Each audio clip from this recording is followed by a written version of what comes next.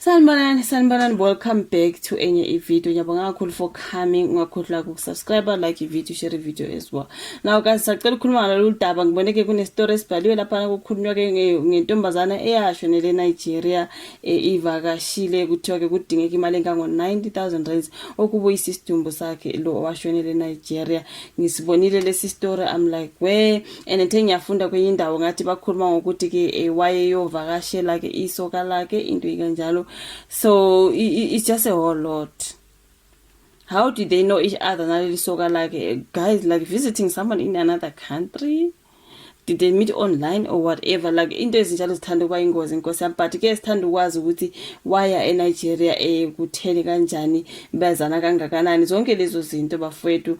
Kuthiwa ucela usizo kumndeni wentokazi eshonele eNigeria iyovakashela isinqanda mathe sayo. So wow.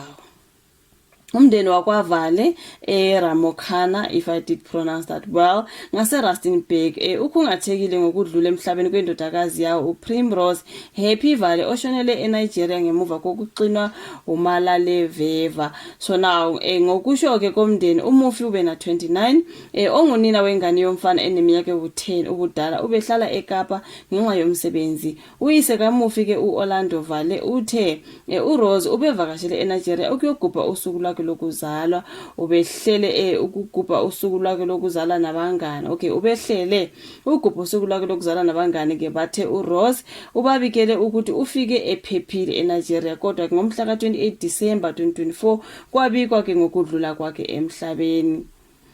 Ukwaze kwakubeke bafethu ke kuthiwa ke ngokwamavideo ayifakwe uPrimrose ezinkundleni zokuxhumana ngohambo lwakhe lwaseNigeria wayibonakala ithokozile ehamba izindawo zobumnandi ezijuxuza kamnandi. Ikhona enye lapha I think beyibhaliwe ukuthi Primrose unfortunately was living on the very dark side of things. She has even started visiting Nigeria. I doubt she could even see how deep in the dark she was. Anyway, here's something from her Instagram.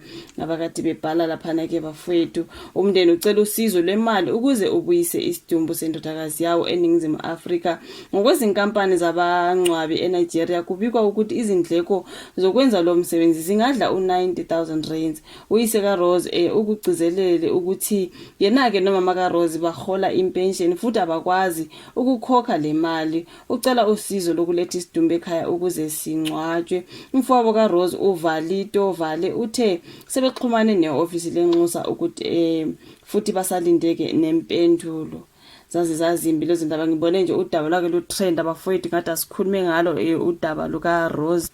Well, asethembe kukhona usizo abazolithola ke ukuze akwazi ukubuyiswa ke ekhaya. That is 90,000 rands umndeni oyicelayo. Asazi uhulumeni uzongenelela noma kuzenziwa kanjani, which is so sad bafowethu. Ufike esebanjwa umkhuhlane eNigeria noma kukhona okunye okwenzekile abakufihlayo. Like honestly speaking, you guys uhambe right wafika washo ukuthi ngifike kahle ngisafe, bambona ejabulile nakuma video sekukhona umkhuhlane osombambeli seshonile. Like what is this one?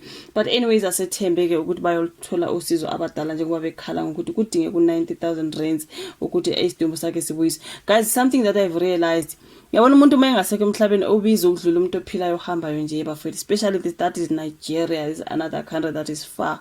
Umuntu nje ongasekho emhlabeni odlula ethule uyabiza kakhulu bafowethu, which is so sad.